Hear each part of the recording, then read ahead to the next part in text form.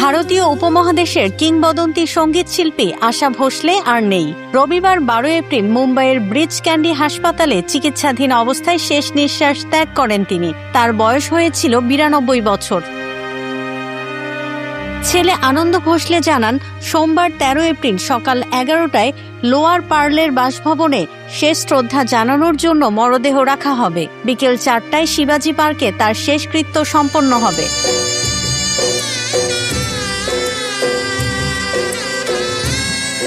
অসুস্থ হয়ে শনিবার তাকে হাসপাতালে ভর্তি করা হয়। পরিবার জানিয়েছিল তিনি অতিরিক্ত ক্লান্তি ও বুকের সংক্রমণে ভুগছিলেন। তবে সব চেষ্টা ব্যর্থ করে শেষ পর্যন্ত না ফেরার দেশে পাড়ি জমান এই গুণী শিল্পী। 1943 সালে সঙ্গীত জীবন শুরু করেন আশা ভোসলে। 8 দশকের বেশি সময়ের ক্যারিয়ারে তিনি 20টিরও বেশি ভাষায় গান গেয়েছেন।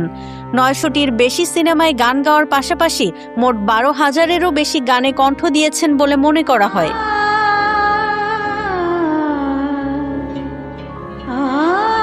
ভারত সরকার তাকে 2008 সালে পদ্মভূষণ সম্মানে ভূষিত করে।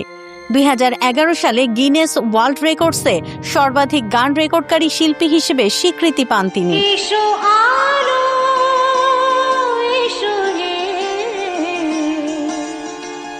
ব্যক্তি জীবনে তিনি প্রথমে গণপত্র ভোসলেকে বিয়ে করেন, পরে গায়ক আর.ডি. বর্মনের সঙ্গে সংসার করেন।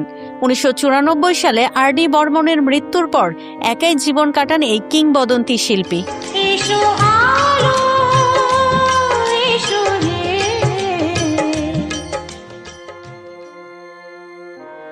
কালার এক্সপার্ট এবং ডার্ক জ্যাপ সমৃদ্ধ অরিক্স অ্যাডভান্স ডিটারজেন্ট পাউডার আপনার লন্ড্রি এক্সপার্ট।